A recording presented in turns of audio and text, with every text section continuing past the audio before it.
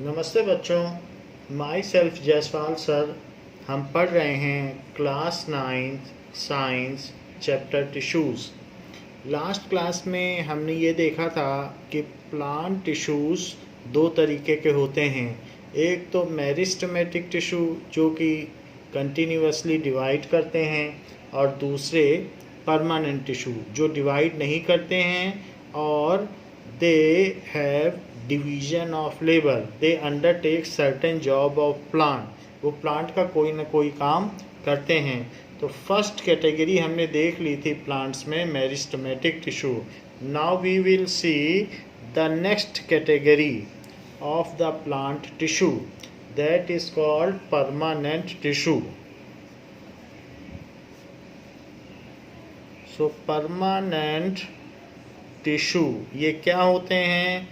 The tissue after a certain period of time, जो meristematic tissue होते हैं वो पहले तो डिवाइड करते हैं, लेकिन फिर धीरे धीरे बड़े होते चले जाते हैं और फिर डिवीजन बंद हो जाता है। सो मेरिस्टेमेटिक टिश्यू आफ्टर, ऐसा तो कभी नहीं होगा कि कोई भी प्लांट है या जो शब है या झाड़ी है या ग्रास है वो बढ़ती ही चली जाए और कई कई मीटर ऊंची हो जाए। कभी ना कभी तो वो बंद करेगी। तो अगर बंद कर देगी तो उन सारे सेल्स का क्या होगा? वो सारी सेल्स को कोई ना कोई काम तो करना पड़ेगा। घर में भी लड़का बड़ा होता है तो उसको कहीं जॉब ढूंढनी पड़ती है। तो ऐसे तो बैठा के प्लांट खाना नहीं खिलाएगा, तो उसको कोई ना कोई काम करना पड़ेगा। तो meristematic tissue after a certain period of time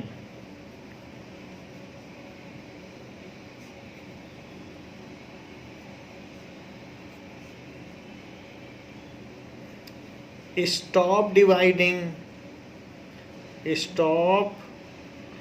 dividing, undertake a specific shape, उनका शेप भी चेंज हो जाएगा। अंडरटेक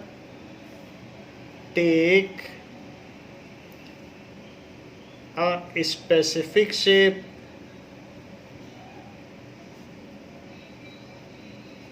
एंड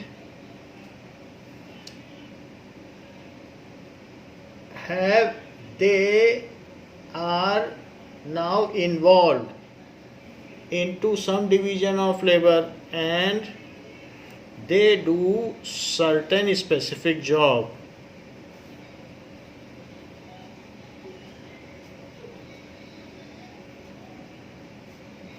ऐसा होता है।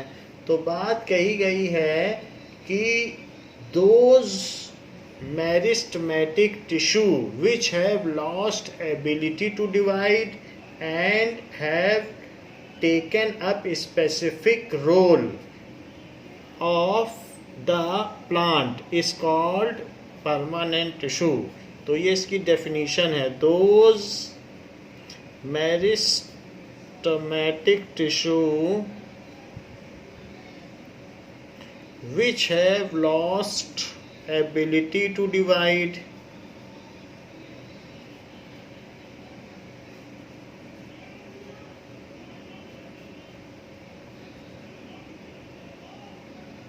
and, और उसके बाद taken up specific role,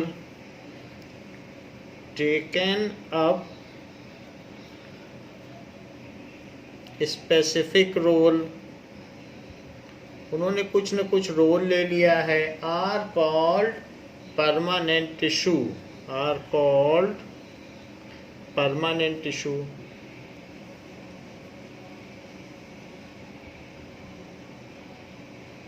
उनको परमानेंट टिश्यू कहा जाएगा। तो परमानेंट टिश्यू कई तरीके से होते हैं। जैसे लीफ है तो लीफ के अंदर क्या है, खाना भी बनता है। So there are different things which are undergoing inside leaf. So let us see what are the functions which are undergoing inside leaf. तो permanent tissue हमको समझ में आ जाएगा। तो हम देखेंगे कि लीफ के अंदर क्या क्या चीज़ें होती हैं और क्या क्या काम होते हैं. What are the various types of functions और work which are undertaken inside leaf. तो हमें पता चलेगा कि प्लांट्स को कैसे कैसे टिश्यूज़ की ज़रूरत पड़ती हैं. सो लेट अस सी इनसाइड लीफ क्या क्या होता है.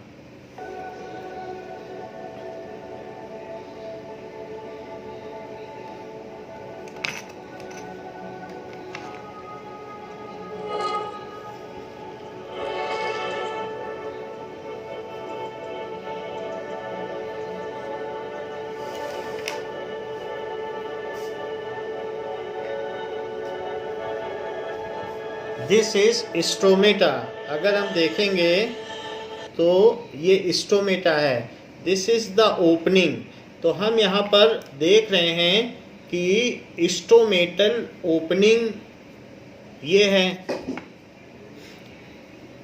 नाउ इसको आप ये देख सकते हैं कि ये एपिडर्मिस है. जो प्लांट की जो एक्सटर्नल स्किन होती है, डर्मिस का मतलब स्किन, तो जो प्लांट में सबसे आउटर स्किन होती है उसको कहते हैं एपिडर्मिस. सो एपिडर्मिस में कुछ ऐसी चीज़ें होती हैं जहाँ गैसियस एक्सचेंज होता है. जैसे यहाँ से गैसियस एक्सचेंज हो रहा है, ऐसे मिलियंस एंड मिलियंस इसमें स्पेसेस होंगे जो ओपन और क्लोज होते रहते हैं. तो these openings are called stomata. इससे ऑक्सीजन और कार्बन डाइऑक्साइड का गैसियस एक्सचेंज होता है. और ये जो आउटर स्किन है इसको एपिडर्मिस कहते हैं. Now we are going inside leaf. इसमें बहुत सारे क्लोरोप्लास्ट हैं. सो क्लोरोप्लास्ट में क्या होता है, फोटोसिंथेसिस होती है और इसमें फूड बनता है, खाना बनता है. सो सनलाइट की प्रेजेंस में इसमें क्लोरोफिल भरा हुआ है और इसमें खाना बनता है. So these are the various chloroplast. और इसमें बहुत सारा स्पेस भी रहता है. नाउ अब हम आगे देखें तो ये लीफ के अंदर दिखाया जा रहा है कि ये देखिए कि अगर हम किसी क्लोरोप्लास्ट के अंदर जाएं, सो लेट अस सी इनसाइड क्लोरोप्लास्ट. तो यहाँ पर ये क्या है, ये जो सारी चीज़ें हैं यही स्ट्रोमा है. ये क्लोरोफिल एक के ऊपर एक स्टैकिंग में रखा हुआ है. And this is the its prime function is to trap solar energy and make food. तो यही जो चीज़ है हम कहते हैं क्लोरोप्लास्ट के अंदर क्लोरोफिल भरा होता है और वो एक दूसरे के ऊपर स्टैकिंग में रखा होता है जिसको स्ट्रोमा कहते हैं. तो ये क्लोरोफिल है.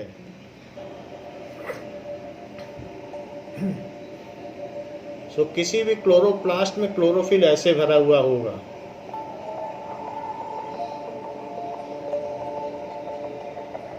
And there are various other functions जो कि इसमें होते रहते हैं.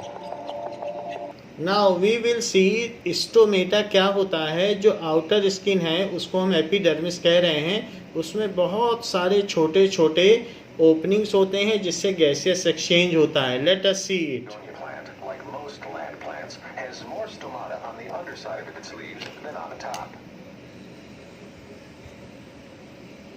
यहाँ पर The stomata control transpiration as well as the जैसे exchange पीछे gases दिखाया within गया the है, plant. यहाँ देखिए. सो ये स्टोमेटल ओपनिंग है, ये सब स्टोमेटा है. The stomata control transpiration as well as the exchange gases within the plant. ये वाटर का वेपराइजेशन करता है स्टोमेटा. The और इस stomate is तरीके like से a ओपन और pore. क्लोज होता है. Two cells called guard cells surround the stomate. and These can are open and guard close cells in जो इसको response to the surround amount कर of रही हैं और water ये in the plant, stomatal the opening light है. intensity, ऐसी and the millions level of carbon openings dioxide होती in the हैं air. तो उसको स्टोमेटा कहते हैं. Now we will see stomata में किस तरीके से अलग अलग exchanges of gases and water का जो भी एक्सचेंज है वो होता है. A leaf consists of a flat, thin lamina, ये लैमिना है, इसकी layer epidermis. which is joined to the stem by a petiole. This is The mid flat rib. lamina provides Mid-rib, large बीच वाली. surface area for trapping sunlight.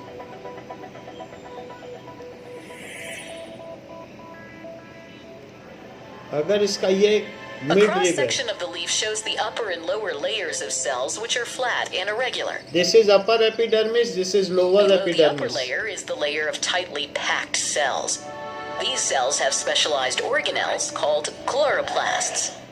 ये भी हमने Chloroplasts देखा। contain the pigment chlorophyll, which gives the green color to the leaf.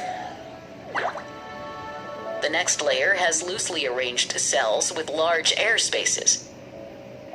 सो ये बीच The की इसकी section layer also है। shows tubes specific for transporting the absorbed water into the leaves. यहाँ पर आप देख रहे हैं बीच में, तो यहाँ तक वाटर आता है, ये जाइलम एंड फ्लोएम है। यहाँ से खाना बनकर सब जगह जाएगा और रूट से पानी आएगा।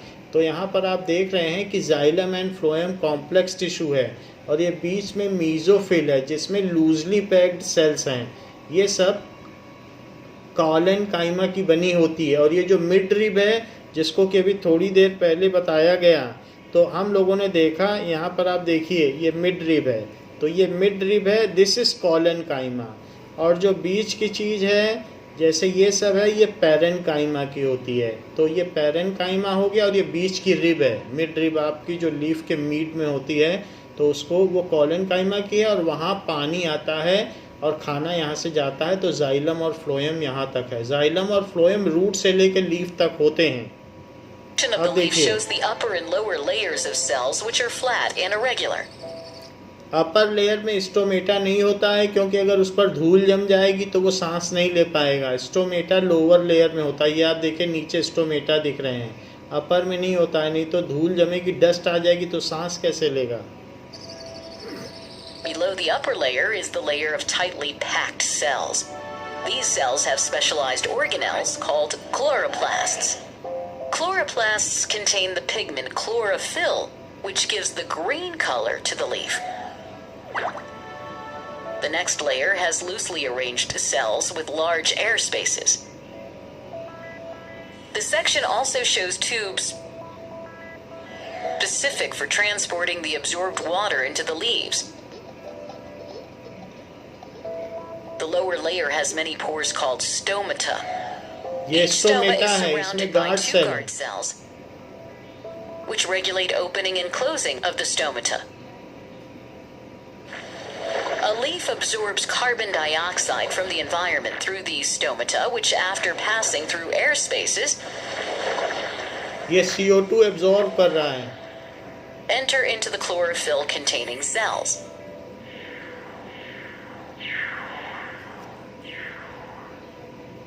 Both water and carbon dioxide molecules are finally absorbed by the chloroplast.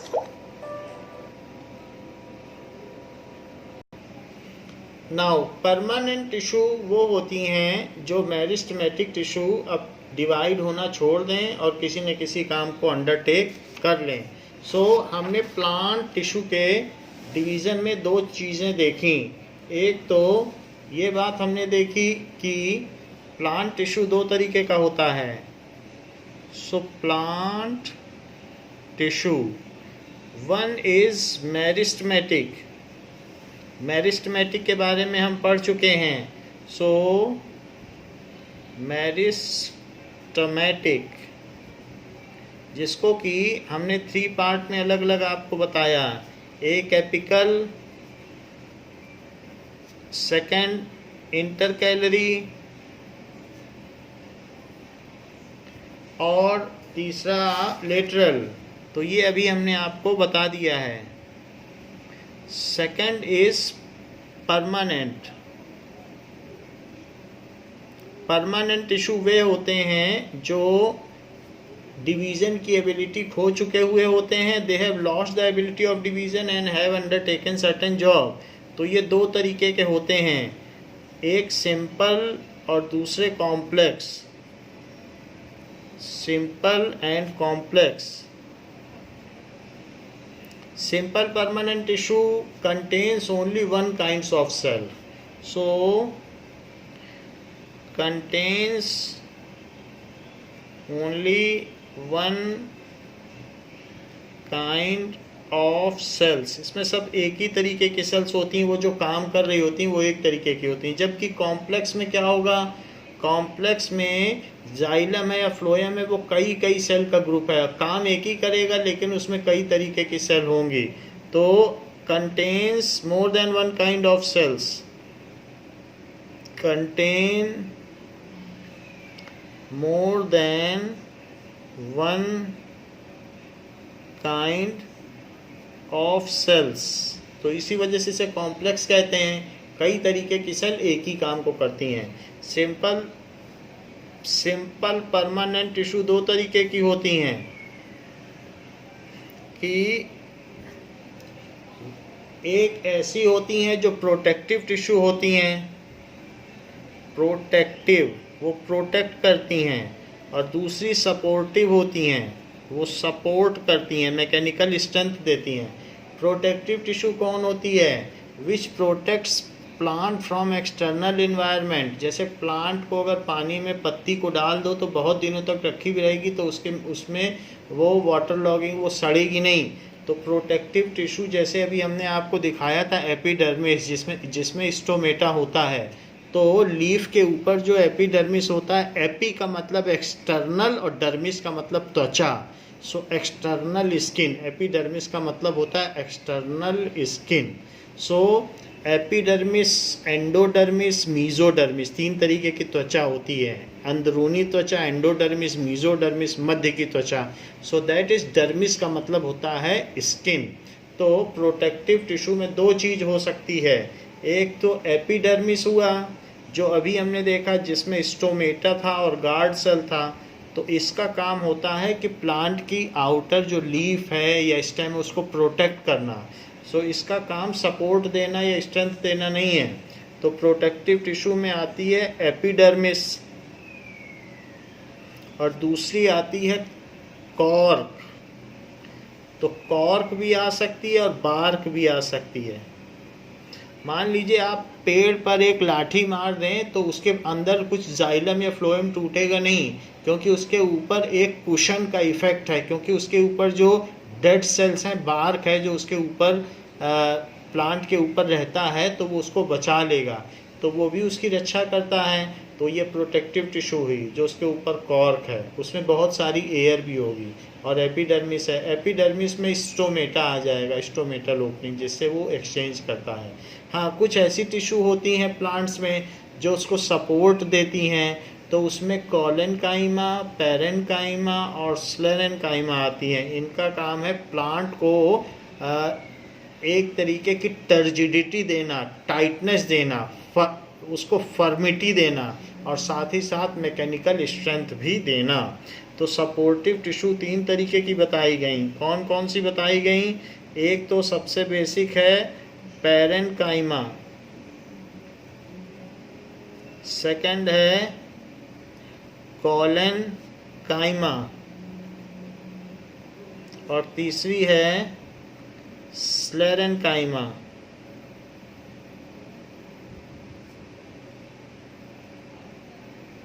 ये चीज़ है। इन दोनों में, चाहे पैरेनकाइमा हो या कॉलेनकाइमा हो, इन दोनों में ही फोटोसिंथेसिस होती है। तो इन दोनों को मिला के कहते हैं क्लोरेनकाइमा।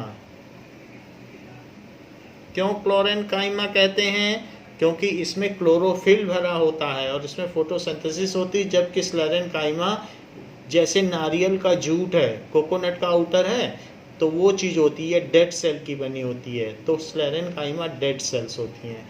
तो इनमें फोटोसिंथेसिस नहीं होती, जबकि इन दोनों में होती है। तो अभी हम लोगों ने देखा कि सिंपल परमानेंट टिश्यू में सिंपल है जो एक ही टाइप की हैं, उसमें भी प्रोटेक्टिव और सपोर्टिव है, जबकि कॉम्प्लेक्स कंडक्टिव टिश्यू है, इसका काम है एक जगह से दूसरी जगह खाना पानी पहुंचाना। और ये दो तरीके की होती हैं, जिनके बारे में बाद में बताया जाएगा। अभी सिर्फ आप ये समझ लें कि जाइलम और फ्लोएम खाना ट्रांसपोर्ट करता है और जाइलम पानी, phloem. So these are the two types of complex tissue. Now and this is the chart of flow chart of plant tissue. तो प्लांट टिश्यू का फ्लो चार्ट आपसे पूछा जाएगा तो आप ऐसे बताएंगे। Now we will see the difference between meristematic tissue and plant tissue. तो मेरिस्टेमेटिक टिश्यू और परमानेंट टिश्यू के बीच में क्या अंतर है?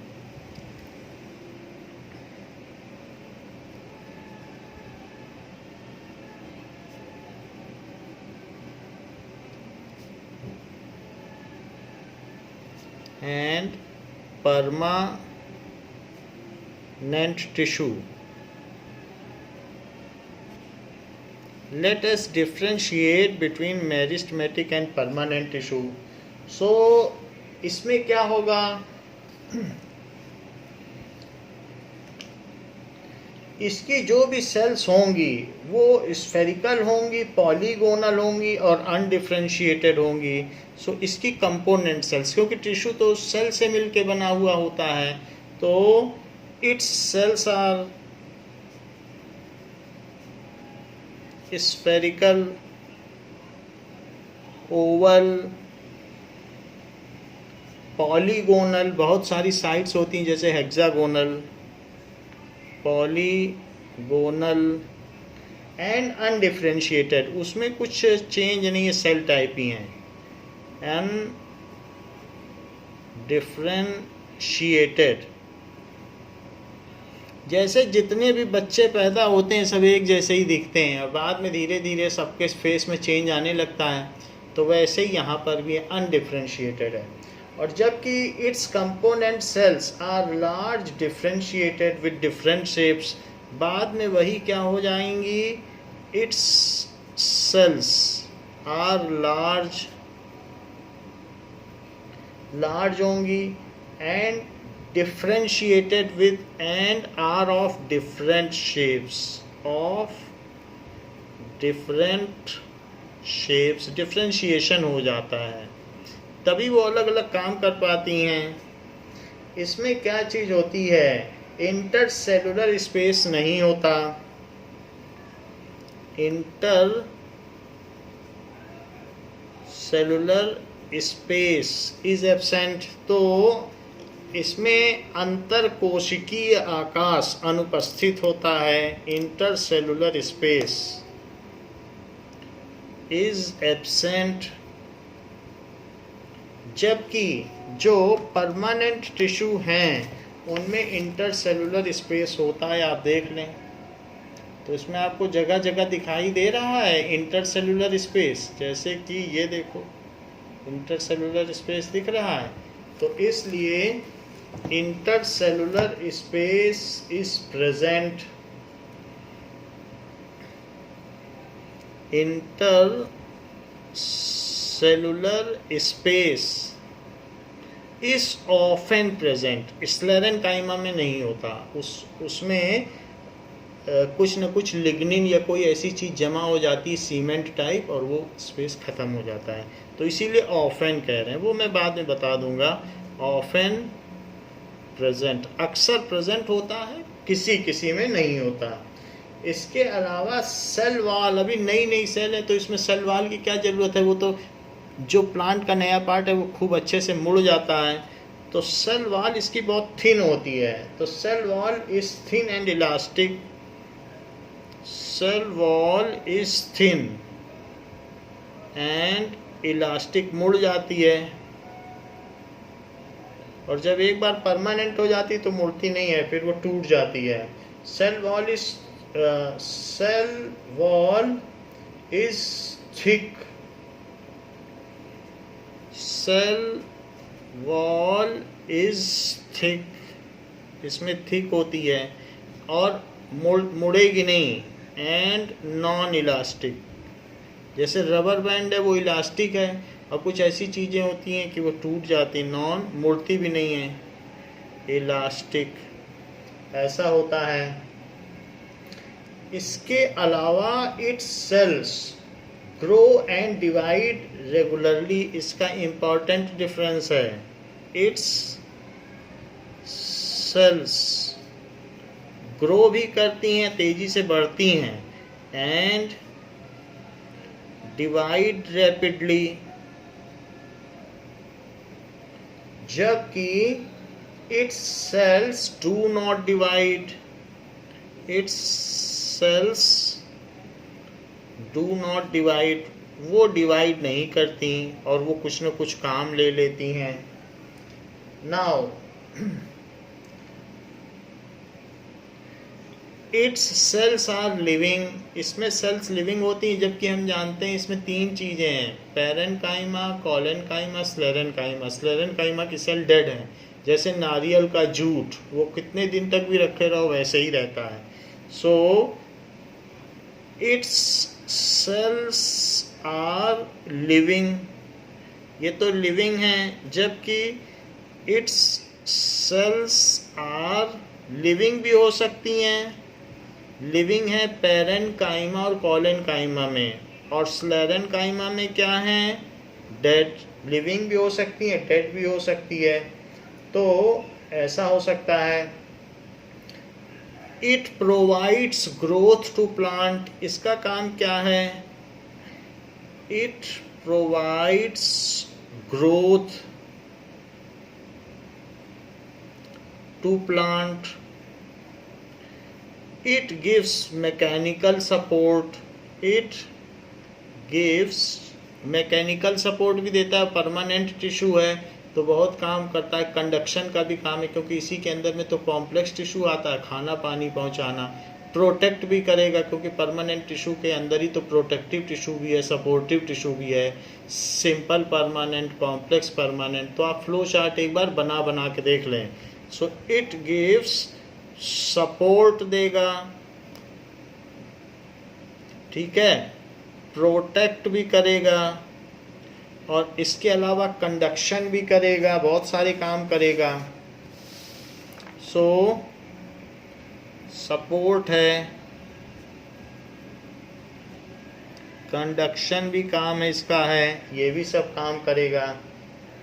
एंड फोटोसिंथेसिस भी करना है, फोटोसिंथेसिस और स्टोरेज। फ्रूट्स हैं उसमें खाना इसका स्टोर रहता है, एंड स्टोरेज, ये सारा काम इसमें होता है परमानेंट टिश्यू में। Now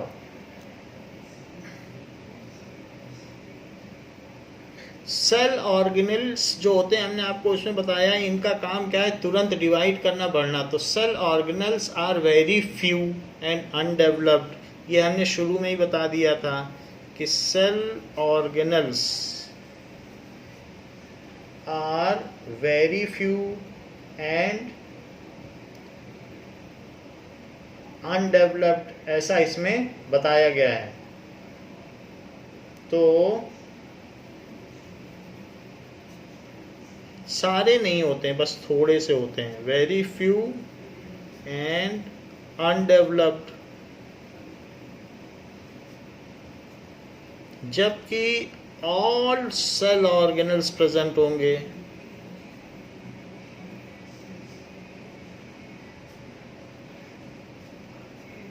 present and well developed,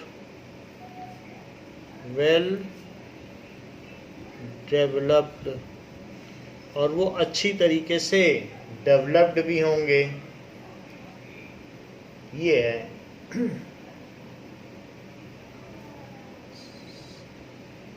तो ये सारे हमारे इसके डिफरेंसेस हो गए कि इनमें क्या क्या है। तो ये हमें ध्यान रखना है कि meristematic tissue and permanent tissue में क्या डिफरेंस है। तो बच्चों इस क्लास के लिए इतना ही। इसके आगे जो परमानेंट टिश्यू है उसमें दो टाइप हैं।